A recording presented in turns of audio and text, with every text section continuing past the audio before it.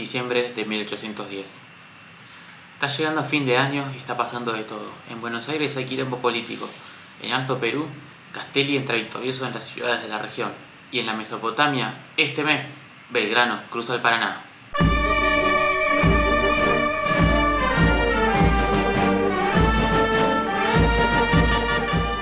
Hola, soy Francisco Tubrel y esto es Argentina, patria en pie de guerra. En el episodio anterior vimos cómo el ejército del norte obtuvo una importante victoria en la batalla de Zipacha.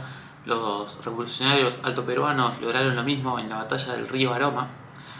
Se terminó el bloqueo español al río de la Plata y también observamos cómo Manuel Belgrano continúa su expedición al Paraguay atravesando Corrientes. Pueden seguir en Instagram en @Argentina patria en pie de guerra.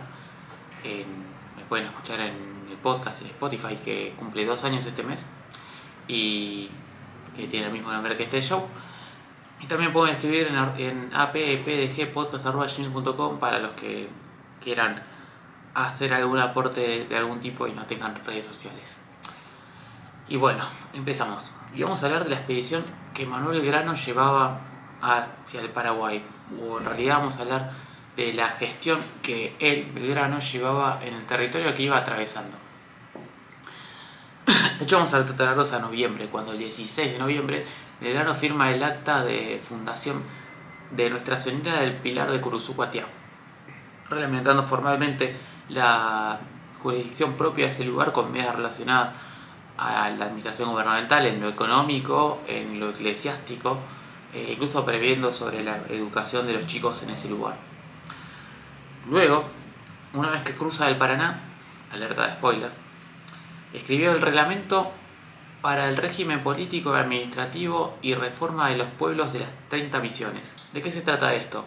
Bueno, esto es muy importante para la región y de hecho bastante progresista para la época, y ordenaba la libertad de todos los nacidos en misiones, la supresión del tributo por 10 años, el establecimiento de escuelas de primeras letras, la habilitación para cualquiera para ocupar cualquier empleo, la expropiación de las propiedades a los enemigos de la revolución, el reparto gratuito de piedras entre naturales de misiones y la provisión de semillas para trabajar la tierra, la elección de diputado por cada pueblo para ir a un futuro Congreso Nacional, y también hablaba de derechos laborales y de la prohibición de talar árboles sin plantar a por lo menos 2, lo cual es bastante progresista en términos ambientales también.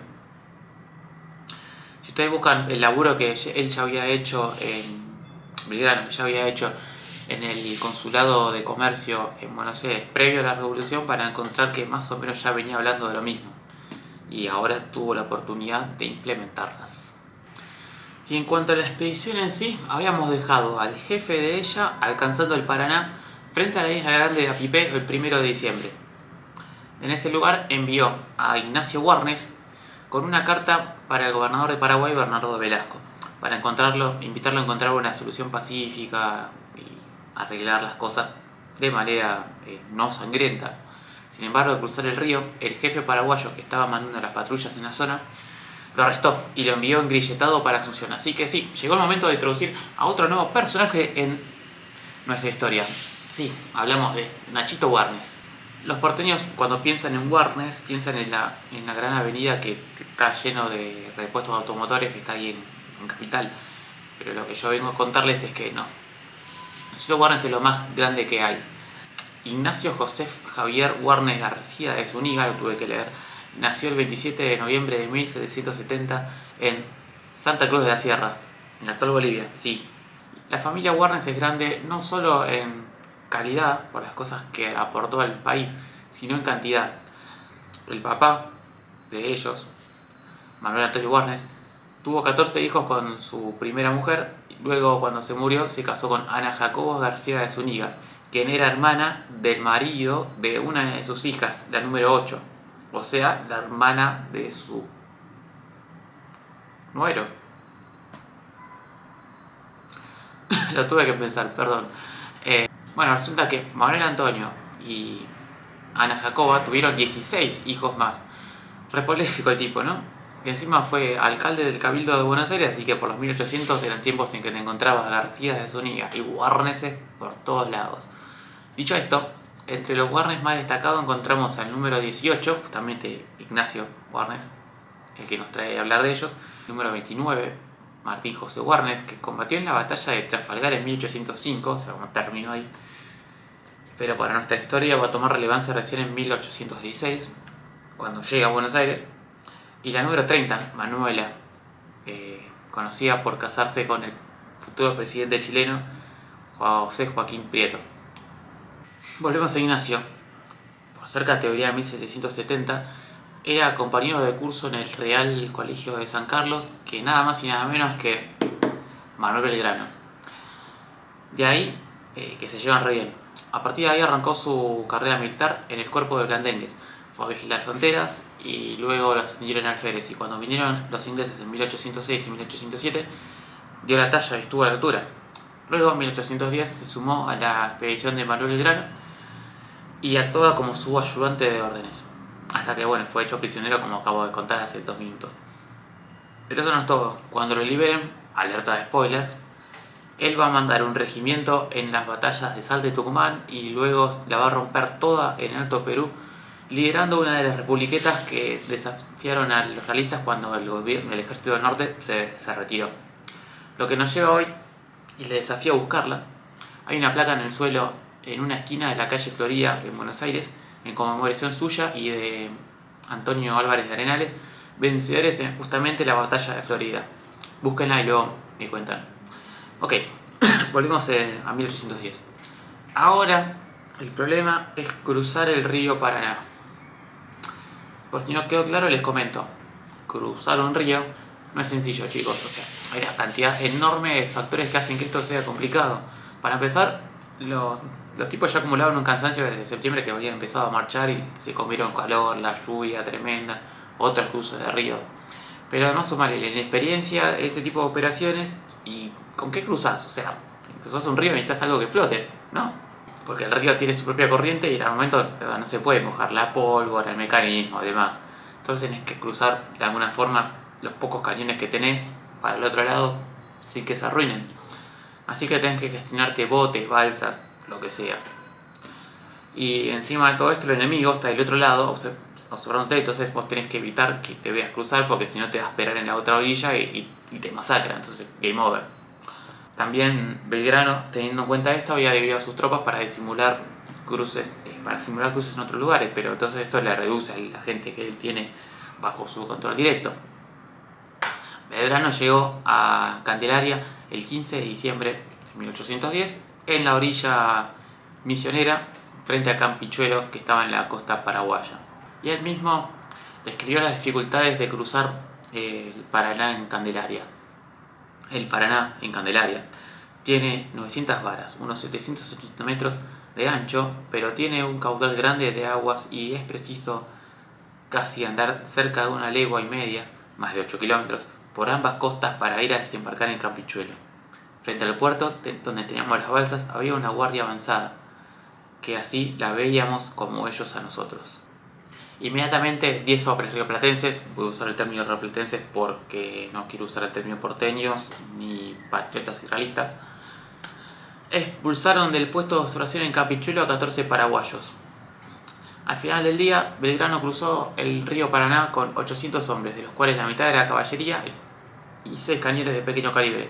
El segundo al mando de la expedición y jefe de la vanguardia era José Ildefonso Machain. Ahora hay que irnos al Alto Perú, donde Juan José Castelli empezaba a recoger los frutos derivados de la victoria que Antonio González Balcarce había conseguido en Zipacha el mes anterior. El ejército del norte se expandía cada vez más hacia el norte a medida que Castelli intentaba aplicar su política revolucionaria en ese territorio tan complicado que recibió. Dice Isidoro Ruiz Moreno: mas la precariedad de elementos imponía al gobierno la necesidad de mostrar una terrible energía para superar la carencia de medios y sustentar su política emancipadora a fin de imbuir en la conciencia colectiva que se estaba en un momento decisivo en que las actitudes extremas no dejaran dudas sobre la determinación de proseguir la campaña iniciada sin ninguna vacilación. Resulta que en las instrucciones que la Junta le había dado a Castelli al iniciar la expedición como representante de la Junta, el punto 2 establecía que, y cito, el presidente Nieto el gobernador Sanz, el obispo de La Paz y Goyeneche deben ser arcabuceados en cualquier lugar donde sean habidos y a todo hombre que haya sido principal director de la expedición. Vicente Nieto, presidente de la Real Audiencia de Charcas, y Francisco de Paula Sanz, gobernador de Potosí, ya habían sido capturados luego de las batallas de Suipacha y Loma. A ellos se sumó el capitán de fragata José de Córdoba y Rojas, el jefe que había sido vencido en Suipacha. Los tres habían tenido una importante participación en las represiones que habían tenido lugar luego de las revoluciones fallidas en Chuquisaca y en La Paz. Así que el 14 de diciembre Castelli firmó su sentencia de muerte. Y el día siguiente fueron fusilados los tres en la plaza mayor de la Villa Imperial de Potosí. Puntiagudo, recordando el episodio anterior que había sido liberado, se había unido a las a las filas de Castelli, estaba regocijado por esto como venganza por estas represiones que acabo de mencionar. Otros no lo verían con ojos tan buenos y el 27 de diciembre Castelli y González Balcarce entrarían en Chuquisaca de manera triunfal. No obstante, vamos a hablar de las cosas del gobierno de Castelli que generaba mucha polémica en otro momento, porque ahora tenemos que irnos directo a Buenos Aires. Bueno, en Buenos Aires se pudrió todo entre Cornelio Saavedra y Mariano Moreno. Así que bueno, pasaron muchas cosas. Vamos a retroceder y rebobinar y a ubicarnos en tiempo y espacio. ¿Ok? Cornelio Saavedra era el presidente de la Junta Provisional de Gobierno, pero además era el más importante entre los jefes militares. Era el líder del regimiento de patricios y los jefes de las demás unidades militares le respondían a él y lo veían como líder. Por lo tanto, él tenía el poder de las armas en Buenos Aires y también representaba, a su vez, al sector más conservador dentro de la Junta. Por otro lado, Mariano Moreno, él era el secretario de Gobierno y Guerra y como tal trabajaba bastante más sobre la pluma y sobre las medidas gubernamentales. Como secretario de Guerra tenía a cargo de la preparación de las provisiones, el mantenimiento y las órdenes que se daban a las expediciones de Belgrano y Castelli, y como cabeza del área de gobierno redactaba órdenes y se ocupaba de todo lo que concernía al funcionamiento interno del Estado o del protoestado que llevaba Buenos Aires, y también se ocupaba de las relaciones exteriores de la Junta. Moreno también tenía comunicación con los británicos en los que buscaba protección de ellos sin entregarle la soberanía o renunciando a la menor cantidad de derechos posibles. Bueno, volvemos a Buenos Aires. Moreno escribía también un montón de artículos sobre la libertad de los pueblos, los derechos de los ciudadanos, sobre por qué la Junta ordenó tal cosa u otra en la Gaceta de Buenos Aires.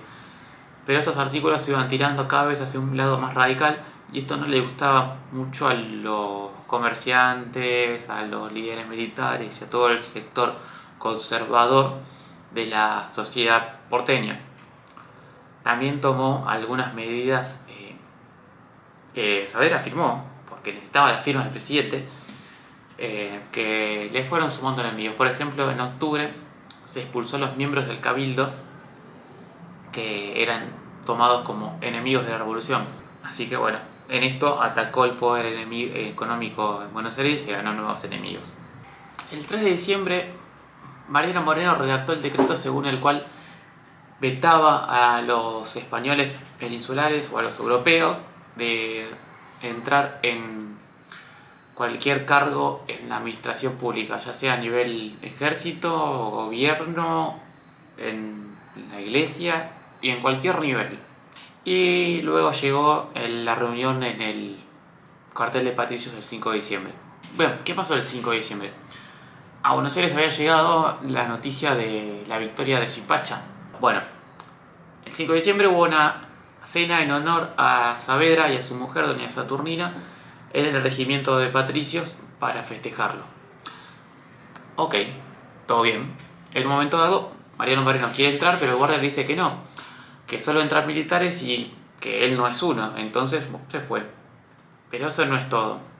Uno de los oficiales que estaba participando de este evento medio tomado, hizo un brindis por, y cito, el primer rey y emperador de América, don Cornelio Saavedra. Y bueno, el efecto fue clarísimo. El día siguiente Moreno se puso a escribir y logró hacer firmar el decreto de supresión de honores, en el que, luego de un discurso de 1300 palabras, lo puedes buscar, 1300, estableció que el presidente ahora tenía igualdad en rango con el resto de los vocales. O sea, el presidente ahora dejaba de ser la cabeza de la Junta y tenía una equidad, una paridad con el resto de los miembros de la Junta. El golpe de autoridad y al prestigio de Saavedra fue clarísimo.